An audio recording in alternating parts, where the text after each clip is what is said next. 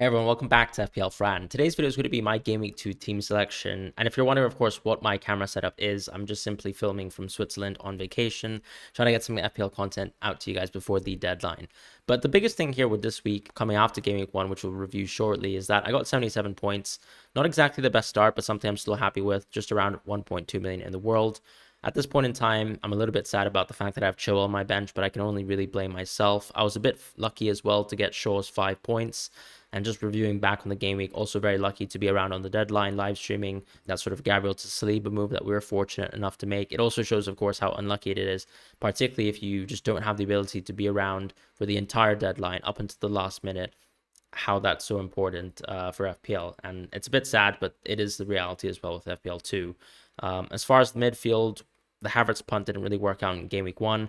Jesus is still injured though, so there's a bit of a positive there where I think you can still see that Havertz punt through to Game Week 3 and then maybe make a decision as to whether you go for a Spurs midfielder or even someone like Foden in Game Week 4, where both Spurs and even City have good fixtures then, and I can easily move out of Havertz. Some people who are looking more into the short term, I would say, would probably be thinking already to move into Madison, Luis Diaz, or even Diaby, but I'm still set on rolling and getting more information and then making a much more powerful play in Game Week 3, where I get to maybe decide even with some of the assets like I have that I don't really want to keep with, let's say, someone like Shaw, who honestly doesn't seem like he's worth that sort of 5.5 million price tag, given the way that he sort of played in that match and how he was utilized. But that could very, very quickly change as well. And so more information is better, and we'll probably see Eric Ten Hag adjust because the impacts were pretty bad too on players like Bruno Fernandes and Rashford. United just didn't really look particularly cohesive, weren't particularly good on the offensive point of view. So that's where the source of the blanks really were for this team.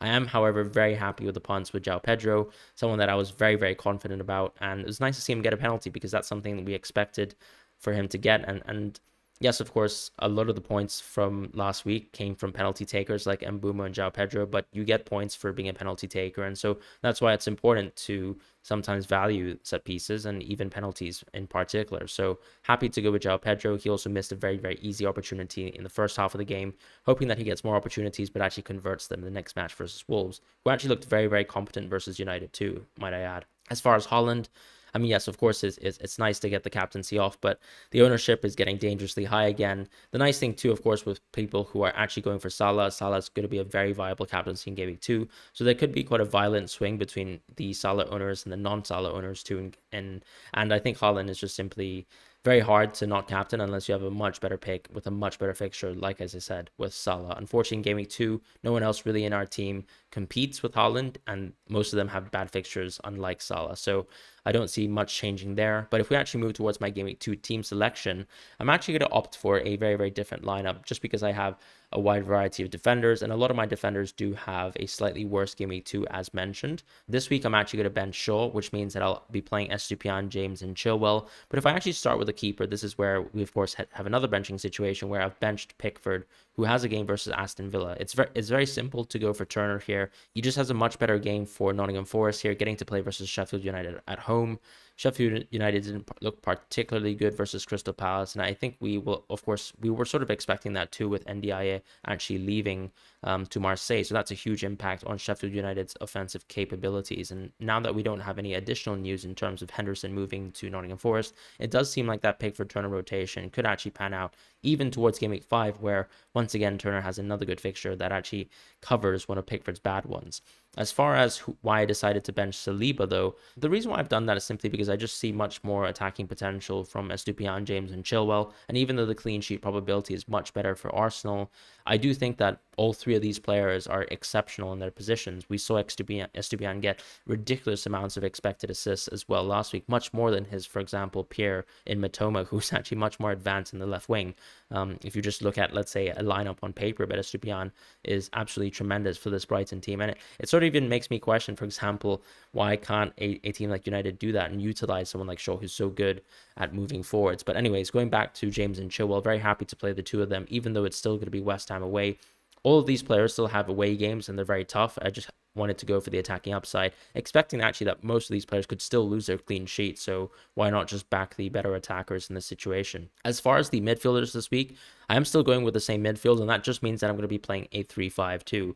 The reason why I didn't actually play Saliba over any of the other players here, even some of the players who blanked in Game Week 1, is because the attacking potential is still rather great. Maybe you could say it's not the case for someone like Havertz, but I still see that he's going to play a lot of minutes. The simple reality is that Mikel Arteta does love him, loves him enough to actually play him 96 minutes in the previous match and not bench him at any point in time in that game, and then also to play him up top versus a team like City in the Community Shield match. So I think, yes, of course, Havertz looked poor once again, and I will myself say that I don't particularly rate Havertz, but the reason why I've gone for the punt is because of the opportunity with Jesus being out to maximize on someone like Havertz at his sort of pricing. So I'm still happy to do that. And as I said, because players like Madison and players like Foden, for example, don't have particularly good games in Game Week 2, I don't see the need to do a like-for-like transfer. Now, you could obviously mention that players like Diaby and even Luis Diaz have better fixtures in Game Week 2. But actually, if you think about even Game Week 3 in the short term, Havertz once again has a very, very good game that Arsenal gets to play at home. So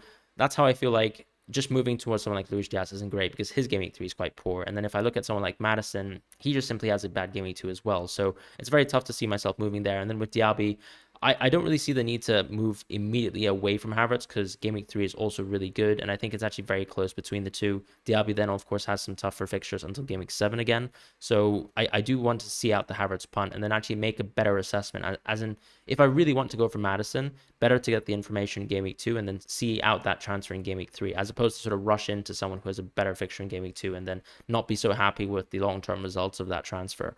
And with the United players, as I said, with Bruno, of course, he looked very dismaying. I even talked about that in the cheat sheet, but I haven't really moved him yet.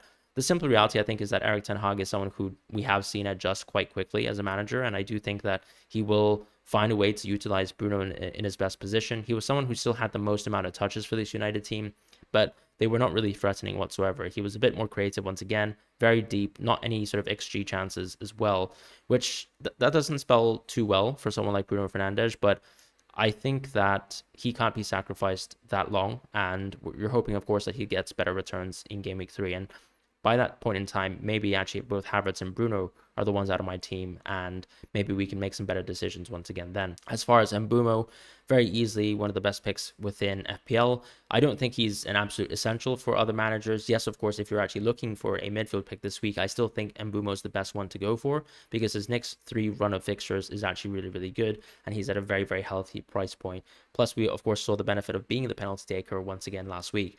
One thing I'll say about Mbeumo is that you still have the option to sort of persist with the Brighton midfielders. You can even move into someone like Foden if you're quite aggressive as well, sort of banking on that KDB injury, or just moving into someone like Madison too, expecting that Spurs will continue to be a very good attacking outfit that he will benefit from as one of the key creators in that team.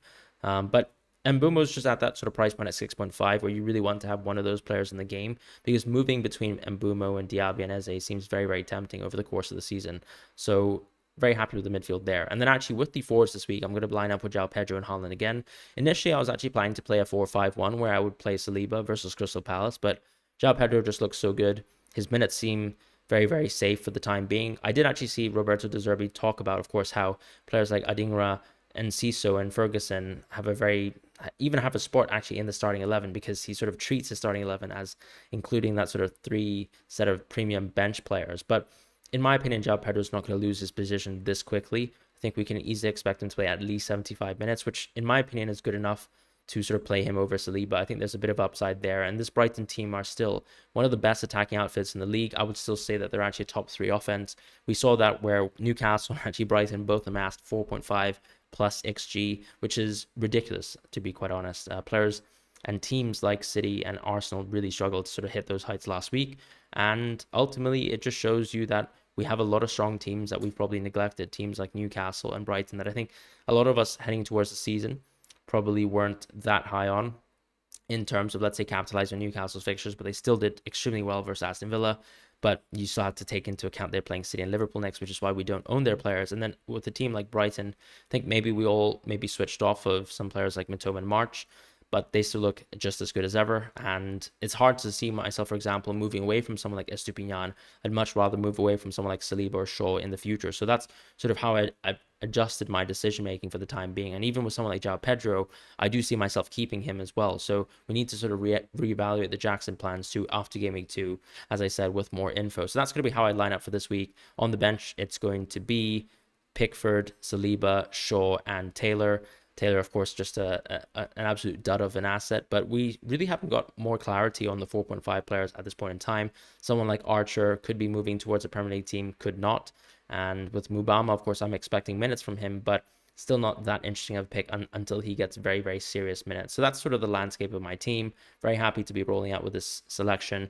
If we get any sort of deadline changes or leaks, that might be subject to change, but I think there's some very marginal decisions between, let's say, starting Havertz or starting Saliba. That might be the only 50-50 that I'm looking at for the time being, but I hope you guys have a wonderful time, and I'll see you guys on the deadline stream.